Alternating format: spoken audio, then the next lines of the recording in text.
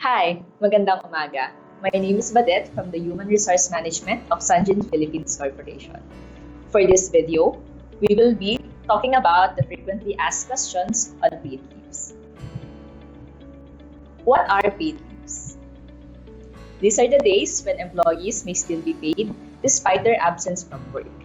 These leave credits are offered to employees to address their well-being and personal needs without any loss of pay. Is this similar to service incentive leave? Service incentive leave, or SIL, is a statutory benefit provided enshrined in the Article 95 of the Labor Code of the Philippines. Its primary objective is to grant eligible employees of 5 days of paid leaves each year after completing at least 1 year of service. What is Sanjin's program on leaves? Depending on the personnel type, each personnel is given initial leave credits. Rank and file and supervisory employees are given an initial 8 sick leave and 8 vacation leave credits. For managerials, they are given an initial 10 sick leave and 10 vacation leave credits. This covers all employees who had rendered 1 year in service, whether continuous or broken, reckoned from the date that the employee started working. It may be increased year after year until they had reached the maximum credit of 12 sick leave and 12 vacation leaves. This is commutable to cash on the 3rd year of service. All unused leaves during the 1st and 2nd year shall be null and void. For feed unit, all unused leaves can be commuted to cash. For swine business unit, all unused sick leaves and vacation leaves can be commuted to cash. What are the other types of paid leaves that we can apply? These are the paid leaves offered by Sanjin Philippines. The first one would be wedding leave. 3 days wedding leave to be availed either on, before, or after the wedding. Employees must be regular by the time of claim. Lastly would be bereavement leave. This is a 3-day of leave granted to employees whose immediate family member passed away. Employees must be regular by the time of claim. The next set of leave are those prescribed by law. The first one would be maternity leave provided by SSS. This benefit applies to all covered female employees regardless of civil status, employment status, and the legitimacy of her child. For standard pay, they are given 105 days. 15 days for solo parent can be added and can be extended up to additional 30 days unpaid and should only be applied to live birth. In case of miscarriage, they will be given 60 days. The next one would be paternity leave. These are paid leaves granted to all married male employees in the private sector regardless of their employment status.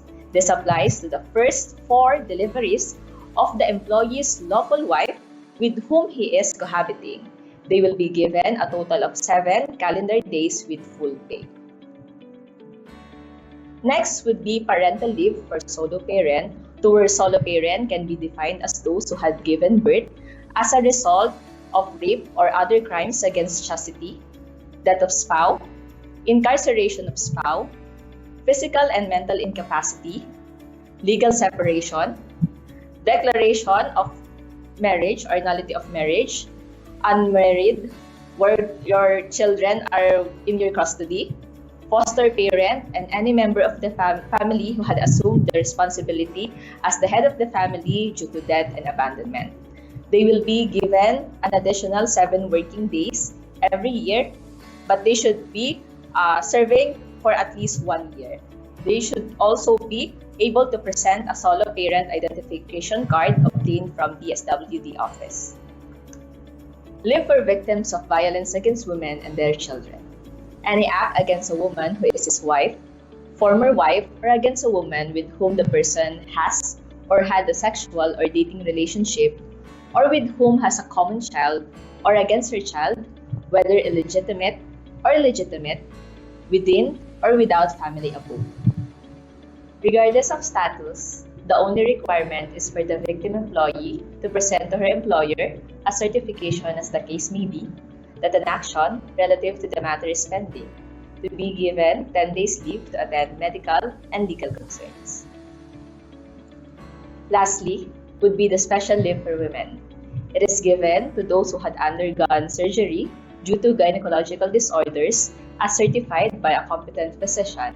It is given regardless of age and civil status to those who had rendered at least continuous aggregate 6 months of service for the last 12 months, and to be given a maximum of 2 months of full pay. So how to file leaves? Please see the leave of absence permit shown in the video. Fill out the form with all the necessary informations. Describe the reason for leave. Tick the type of leave applied. Specify if it falls under the other types of leaves. Secure your team leader's approval and submit to HR before the date of leave. A few reminders. Leaves are subject for approval. Failure to secure your team leader's approval may warrant a wall or absence without official leave and disciplinary action. Monitors one's leave credits and eligibility. All applied leaves beyond the available leave credits or eligibility will be recorded as unpaid and may be deducted to your pay. It is the employee's responsibility to submit the approved leave of absence permit for proper monitoring, declaration, and basis for timekeeping. For planned leaves, submit to HR at least 3 days before. For emergency leaves, submit to HR upon return to work. And for sick leaves, for more than 3 days, submission of fit to work medical certificate prior to date of return. So that concludes this video. Thank you so much for listening at mag-iingat po tayong lahat. Salamat!